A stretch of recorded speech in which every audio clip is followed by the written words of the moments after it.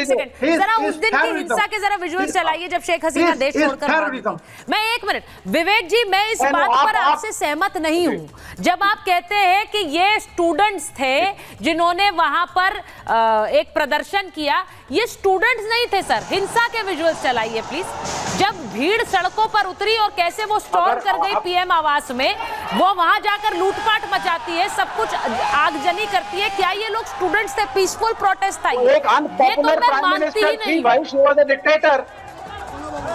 भाई वो भारत की दोस्त जरूर थी, लेकिन वो उन्होंने अपने देश को खत्म करने के लिए अपना देश खत्म कर दो। पॉपुलर नहीं थी। आप ये वाला फॉर्मूला बता रहे हैं कि डिक्टेटर को खत्म करने के लिए खुद का देश खत्म कर दो।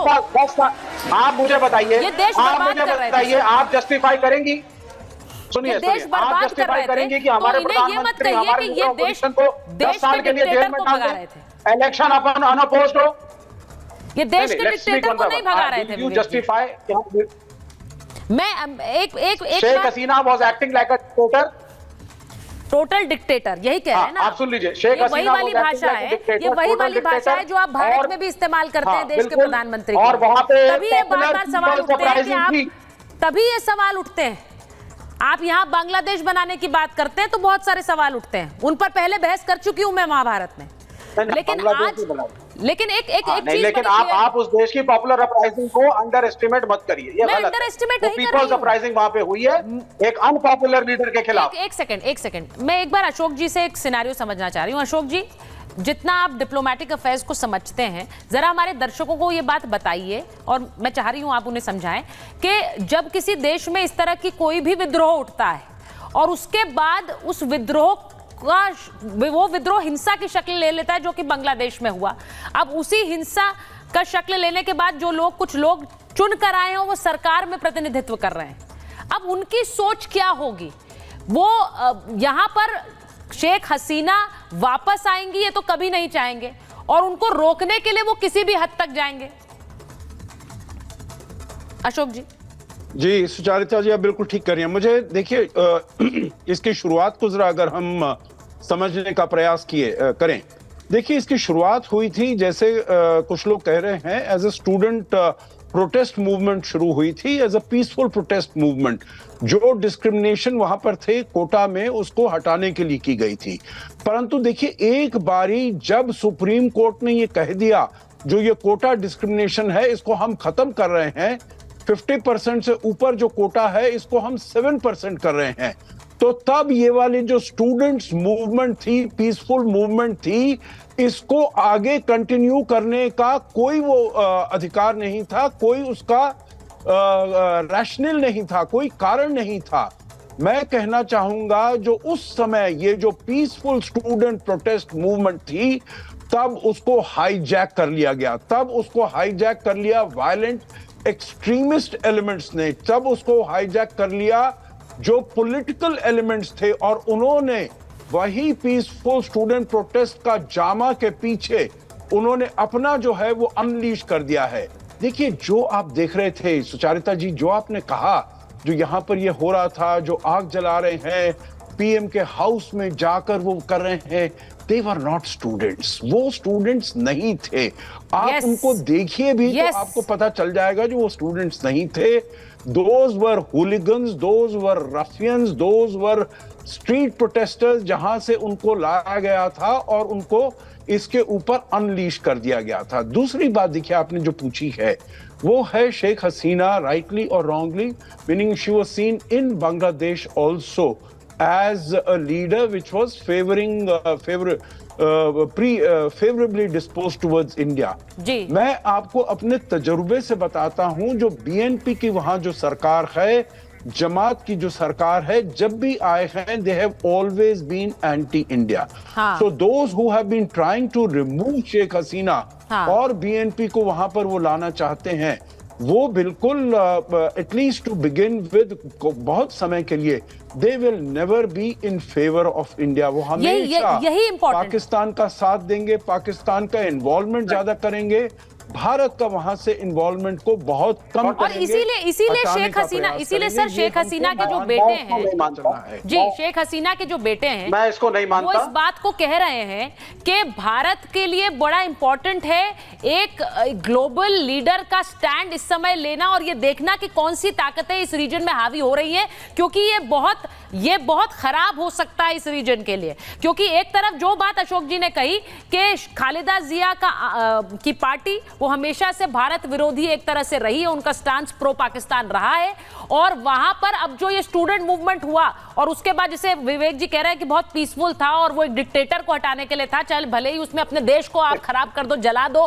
खत्म कर दो, बर्बाद कर दो, लेकिन डिक्टेटर हटना चाहिए। वो डिक्टेटर तो हट गया, अब देश का क्या होगा हमें नहीं पता है। वी डोंट नो विवेक जी कि उस देश का क्या होने वाला है, क्योंकि जिन परिस्थितियों में वो है, जैसे अफगानिस्तान में जी देखिए, अफगानिस्तान के अंदर तालिबान केम टू पावर। जब तालिबान वहां पे सड़कों पे आया और अमेरिकन ट्रूप्स चले गए थे तो हमने भी हल्ला मचाया कि तालिबान आ जाएगा, तालिबान आ जाएगा, तालिबान आ जाएगा। लेकिन आज अफगानिस्तान की सरकार के भारत की सरकार के साथ बहुत अच्छे रिश्ते हैं। They have very bad relations with Pakistan. उसी तरीके से बांग्लादेश में कोई भी सरकार आएगी, प्लीज आप विवेक जी ये बात मुझे लगता है अशोक जी बेहतर समझा सकते हैं कि एक डिप्लोमेटिक कोर्स ऑफ एक्शन यही होता है। हम आज भी तालिबान को सही रजीम नहीं कह सकते हैं अशोक जी, हम तालिबान को सही रजीम नहीं कह सकते, लेकिन ये डिप्लोमेटिक स्टैंड है, भारत को बात करनी होगी। और वो पाकिस्तान के खिलाफ यूएन में भी बोल रहे हैं। भारत बात नहीं करेगा क्या? नहीं है तालिबान के खिलाफ आज अफगानिस्तान से बात करना क्या ये कहना है कि तालिबान रजीम सही है उस देश के लिए? एक मिनट जल्दी से जवाब लूंगी, प्रेम जी के पास। कौन सी सरकार आती है? कोई भी सरकार आए वहां। जी मेरा बहुत छोटे संक्षेप में मैं इसका जवाब देना चाहूंगा। 15 अगस्त 2021 को, मतलब 3 साल से 3.5 साल होने को आ गए हैं, तालिबान की सरकार वहां पर आई है। भारत ने अभी उस सरकार को मान्यता नहीं दी है। दुनिया के किसी देश ने उस सरकार को मान्यता नहीं दी है, उसी चिंता की वजह से जो वहां से वो आतंकवाद फैलाया जाएगा हमारे क्षेत्र में, पूरी दुनिया में। भारत सभी देशों को ये बताने के में बिल्कुल सफल हुई है जो वहां पर जो औरतों का, जो लड़कियों का, उनके ऊपर जो अत्याचार हो रहा है, जो आतंक को ये सहारा दे सकते हैं, तो इसीलिए इनको कोई भी राजनयिक मान्यता नहीं दी जाए। तो भारत ने जो कहा था उसी के ऊपर न केवल भारत चल रहा है और दुनिया के देश भी चल रहे हैं। तो इसीलिए ये मत कहिए जो हमने कहा था जो तालिबान का हल्ला होगा और अब हम उनसे काम करने के लिए हम बाध्य हो गए हैं, ऐसी बात बिल्कुल भी नहीं है। और मैं एक चीज कहना चाह रही हूँ, जिस तरह तस्वीरें दिखा रहे हैं, मैं बार बार ये कहती हूँ कि इस तरह का उपद्रव किसी भी देश के लिए खतरा होता है। बांग्लादेश में हो रहा है, ये भारत के लिए खतरे की घंटी इसलिए है क्योंकि यहाँ पर बहुत सारे लोग बैठकर इसको सही बता रहे थे। बहुत सारे लोग ये काम ना कर रहे थे कि भाई देखिए देश में भी एक तानाशाह है, उसके साथ भी ऐसा हो जाएगा, और इस तरह की बातें प्रेम जी बड़ी आम सी हो गई। और वहां आज जब ये खुलासा होता है कि राहुल गांधी वहां बीएनपी के नेता से मिले, तो आप लोग कह रहे हैं कि ये तो खबर नहीं है, तो एग्जैजरेटेड वर्जन है, तो शोएब जी का अपना वर्जन है, उनके भी अपने सोर्सेस हैं, उन्होंने ये पूरी खबर ढाका में बैठकर चलाई। आप सोचिए उससे बड़ी बात नहीं हो सकती। लेकिन हम बार बार ये कहते हैं कि ये सुविधा के हिसाब से बयान क्यों दिए जाते हैं?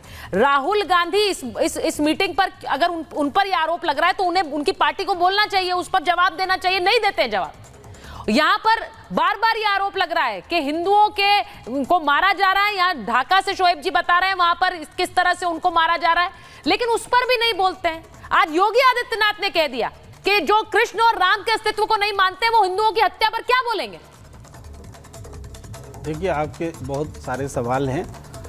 एक बात यह है कि राहुल गांधी ने अगर गोपनीय मुलाकात की, देश के खिलाफ में कोई काम किया, हमारे देश की खुफिया एजेंसी को भी तो पता होगा कि हमारे बांग्लादेश के पत्रकार हमको बताएंगे कि राहुल गांधी की मुलाकात किससे हुई है और वो हमारे देश के खिलाफ है।